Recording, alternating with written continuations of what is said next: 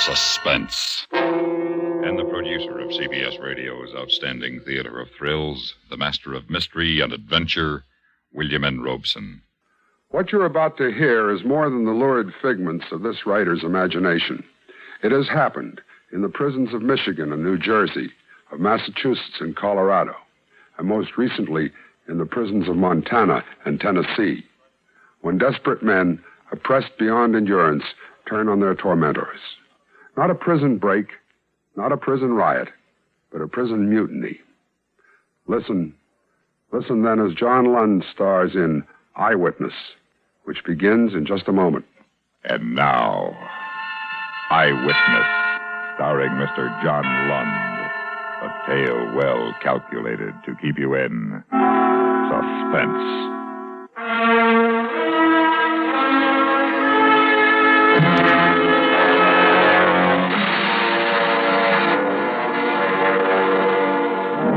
You got the assignment because you've never been in jail.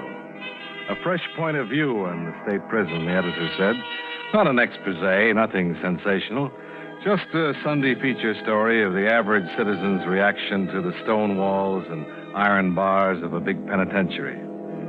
Oh, it's a depressing tour, and you've had enough.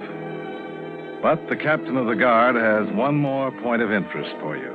Here's something you ought to see before you go, Mr. Kelly. Yeah, what's that? Your old block, built more than 100 years ago. This is where we keep the bad ones. The bad ones? Yeah, in solitary. The tough guys, the deviates. Softens them up fast, most of them. You stop in front of the heavy steel door, but no guard peers through the bulletproof glass peephole. The door is not instantly unlocked, as the others had been. That's funny. Should be a man on the door at all times. Oh, there he is. Go ahead on in, Mr. Kelly. You walk in. The door clangs behind you. And then you feel something sharp. All right, both of you, stay where you are. Hey, what is this? If you make one move, Wolf, I'll drive this shiv straight through your gut. Risk him, Joe. Yeah, here's his sap. Good. Here's his gun. Good, we can use him. This one's clean. He's an outsider. You can't get away with this. We can, huh? We have. I'm happy to report, Captain Wolf, that the old cell block is completely in control of its 32 inmates. Listen, you're asking for trouble. Mr. Kelly here is from the Capital News Telegram. Oh, a journalist. Oh, the name, Mr. Kelly, is J. Conrad Allen. That's spelled with one L, Mr. Kelly. Whether I end up a live lifer or a dead hero, be sure, Mr. Kelly, to spell it with one L. I'll try to remember that. Hey, Conrad, what do you want me to do with these two? Lock them up with the guard? Not yet. I'll need Captain Wolf's cooperation. You won't get it. Would you like to bet on that? How about you, Mr. Kelly? Are you going to cooperate? Well, I don't know. Now, we'll see. All right, men, listen to me. Yeah, all right. Now, here's where we stand. We got Limpy to thank for this. He pretended to be sick and got that greenhorn guard to open his cell. He conked the guard, locked him in the cell, and let Big Joe and me out. We took care of the rest of the guard. They're all locked up in cell number 3. Quiet, wait a minute. That's not all. Just after we got them locked up, who should walk in but our old friend, the captain of the yard, Lord Tub Wolf. Now, wait a minute. We also have another guest, Mr. Kelly of the Capital News Telegram. He ain't no good to us. Don't be too sure about that. We're going to get plenty out of this. Stick with me, I'll show you. First, they don't know anything's happened yet. So let's tell them. Get on the telephone, Captain Wolf, and call the warden. I will. What did you say? It is sharp, isn't it, Lord? Now, get on the phone. Tell the warden where you are and what's happened. Tell him to send over our supper just the same, and to wait for further instructions. Here, I'll dial it. And I'll talk. Warden speaking? This is Captain Wolf, Warden. Yes, Wolf. Warden, I'm talking from the old cell block. The cons have taken it over. What? They got me and McGuire and that new kid and Feeney. Oh, yeah, and Mr. Kelly. Now, Warden, if I was you, I'd... Oh! I'm giving the advice around here. Give me that phone. Stop whimpering. You only stuck you a little bit.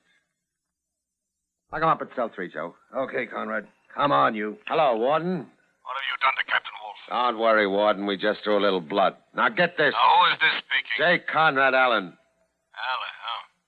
Number 6720. No, Warden. J. Conrad Allen is the name. What do you want? Plenty. We don't want any funny business from you. Now, look here. No, you look here, Warden. Just sit tight until you hear from me again. But don't forget to send supper over as usual. I will not. Okay, Warden, okay. Don't send the supper then. But you'd better send a stretcher. Because we're just about to beat up a guard.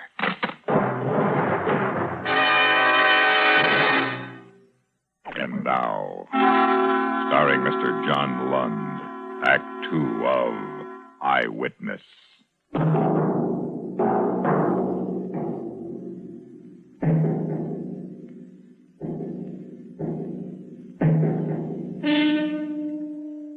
Did you have to do it?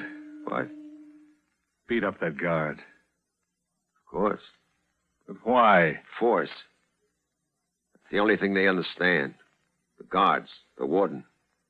That's the way they treat us. You don't have to do anything. You just have to have a guard down on you, and it can mean 3 days in a straitjacket. Get in a real rhubarb, and you can go to the dungeon for anywhere from a week to a month. The dungeon? Yeah. Down in the cellar of this block. The cells are 5 foot long, 5 feet high, and 3 foot wide. You can't lie down and you can't stand up. And there's no light. It's not a pretty place, Mr. Kelly. See what I mean? I'm beginning to. Okay, Mr. Kelly, it's your story. What do you mean? Mr. Kelly, for a newspaper man, you amaze me. It's your story. Eyewitness. You're gonna let me out? Oh, no, indeed. We need you. Well, then how can I... Phone it in. When's the morning edition go to press? The Bulldog is put to bed at 8:15. Right. You got a little more than an hour. Can you make it? Why, sure. If I can get a call through. You'll get a call through. Hello? Outside line, please. What? You heard me, Warden. Tell the operator to give us an outside What line. are you Mr. trying- Kelly wants to file a story. Oh, no. No story goes out of here without my okay. Now? I bet you're holding a press conference in your office right now, aren't you? Well, so am I. Mr. Kelly wants to file a story. I will not. How's be Feeney, dictated. Warden? Resting easy? Who do you want next? McGuire? Or the green kid who opened the first cell? Name him. We'll deliver him to you in pieces. Look, Alan. Don't you realize if you don't give up, you'll spend the rest of your lives right where you are in the old block? Okay, Big Joe, go to work on the next goon. No, wait a minute. You can't. It's inhuman. I suppose the dungeon isn't. No, but you can't. Get me that outside line, Warden. You give me your word you won't harm that man? I give you my word. For now. Get me the line. What number do you want? Get me the Capital News telegram. The managing editor. Person to person to the managing editor, Mr. Wiley Brooks. How did you know? And then make it snappy. How did you know the ME's name? I've been around some, Mr. Kelly. Now, I needn't warn you, I suppose, not to double cross us. How could I? I don't know. But just don't. You saw what happened to Feeney. Yeah, I saw. But I have to include that in my story. I want you to. It happened. We're not ashamed of it. And here, you'll want to include this. What is it? A list of demands. I want to get that in. I want the warden to see that in print. In the prison board. And the governor. News telegram. Brooks speaking. Hello, Wiley. This is Conrad Allen. Conrad, I thought you were in prison. I am. Oh, what's going on up there? We got a flash. There was some trouble up there. There is. We got a man up there, but we haven't heard from him. You will. What are you talking about? Wiley, I've never forgotten what you did for me during my trial. Well, I knew you were framed, and after all, you were the best City Hall reporter I ever had. Well, thank you. Told you I'd return the favor someday. I got an eyewitness story for you on the mutiny in the old cell block. Well, let's have it. Well, you know me, Wiley. I never was very good phoning a story in. I think better at a typewriter. So I'll turn you over to your Mr. Kelly. Is Bob there? Yeah, he's one of our hostages. What are you, what? Take it from here, Mr. Kelly. Hello, Wiley. What are you doing up there, Bob? I'll fill you in when I get out of here, if I get out. Right now, here's the story. You ready? Yeah, ready. At 3:43 this afternoon in the old cell block at State's Prison, John J. Casey. You dictate the story as fast as you can, including the mutineers' list of demands. Well, that winds it up as of this minute, Wiley. Wait a minute. I got something to add. Oh, just a minute. Conrad Allen. That's spelled with one L. I know. He wants to add something. Hello, Wiley. Yeah, Conrad. I got 3 guards left. Your bulldog still hits the streets at 10 p.m., doesn't it? That's right. If they don't meet our demands by midnight, we beat up a guard. The next one goes at 4 a.m. The last one at 8 o'clock tomorrow morning. You can print that.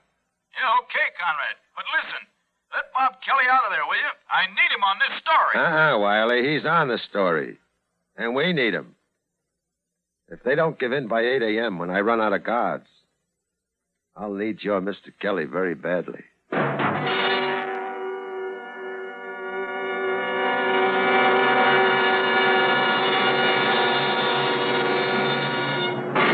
And now, starring Mr. John Lund, Act 3 of Eyewitness.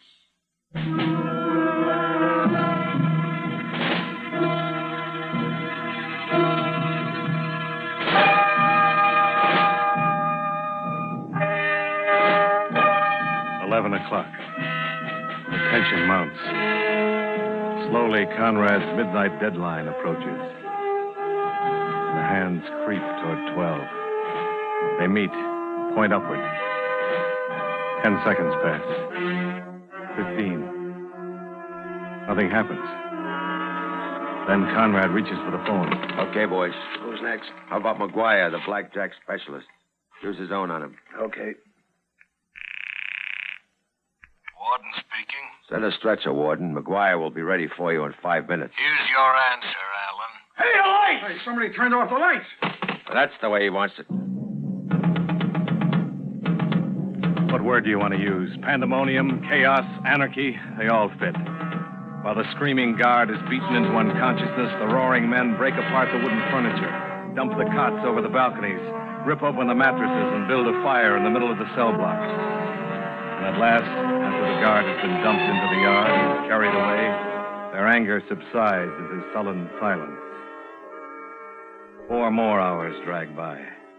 And at last, Conrad's next deadline arrives. Ready to give in, Warden? You thirsty, Alan? What do you mean? You will be. The crummy. Hey, Lippy. Yeah? Turn on the water tap in your cell. Huh? Turn it on. Hey, it's just a trickle. It stopped. Uh-huh. Figures. Hey, Conrad, something's going on outside. What is it? Oh, I can't tell. It sounds like digging out and back. Can't you see? You kidding? We ain't got no lights, remember? The yard lights are out. Time to throw them another bone. Yeah, which one this time? How about the greenhorn kid? Hey, he's the one who let me out. He's a guard, isn't he? Got to work on him.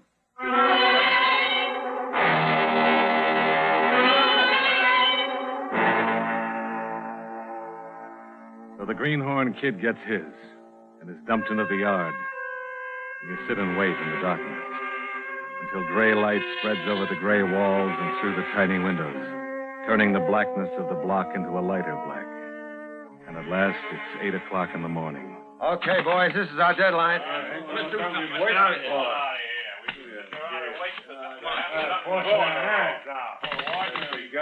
What the? What's the matter, Conrad? The phone, kid. They cut off the phone. Gee, Conrad, we got no lights, no water, no phone, no food. What are we going to do? Well, boys, how'd you like a little exercise? Huh? Big Joe? Yeah. Unlock the lockup. Give them to me. Now, boys, with lockup wolf, it's going to be different. Everybody gets a crack. Because everybody's got unfinished business with the tub, isn't that right?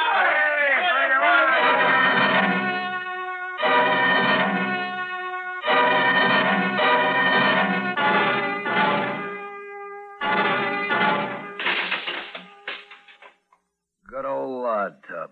I got an idea he might quit his job. After he's able to walk again. Hey, Conrad, I just thought of something. What's that? What are we going to do next? Nothing. It's their move. Yeah. We ain't got any more guards to beat up. That's right. But we still got Mr. Kelly. Your heart stops beating for a long instant as the wild, bloodshot eyes of 32 desperate men center on you. You don't know how long you sit there across the table from Conrad. Time has stopped. You wait. Conrad waits.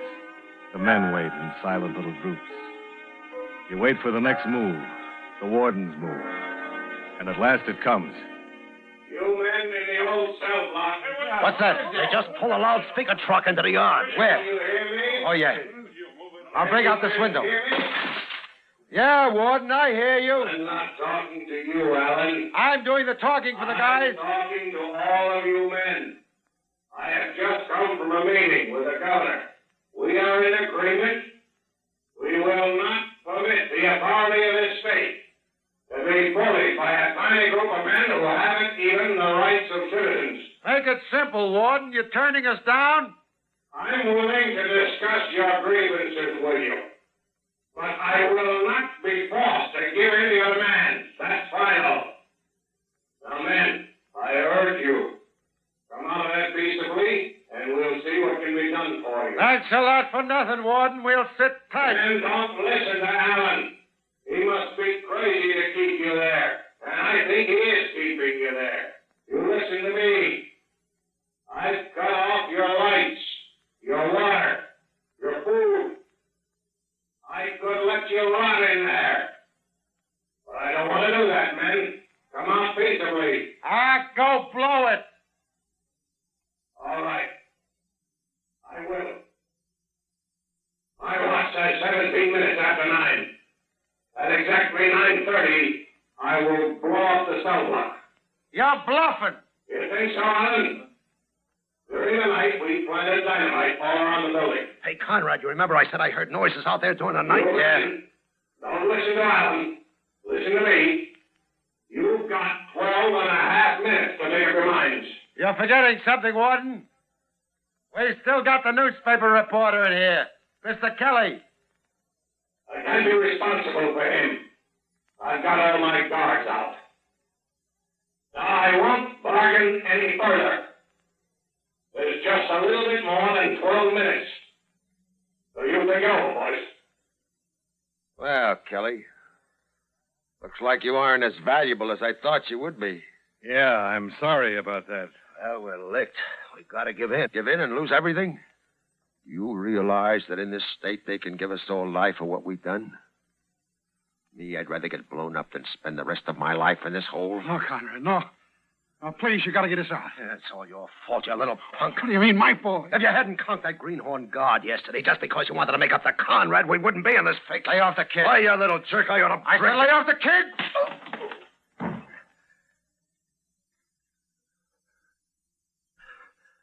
Made a lot of mistakes, Conrad. But this is one too many.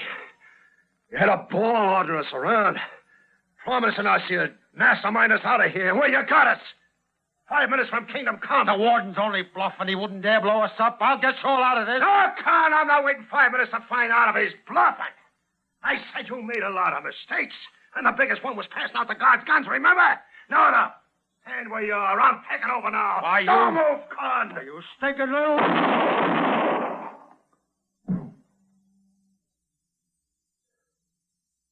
Less than 5 minutes, boys. I'm going out. Anybody joining me?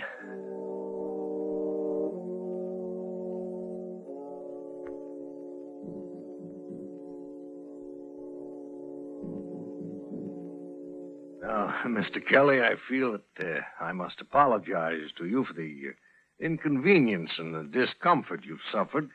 That, Warden, is the understatement of the year. Now, of course, you'll clear any stories you write about this situation through me. I doubt it. We can't permit you a Warden, free hand. I'm going to report it just as it happened. And when I get through, I don't think that J. Conrad Allen, spelled with one L, mixed up and twisted though his values may have been, well, I don't think he'll have died in vain.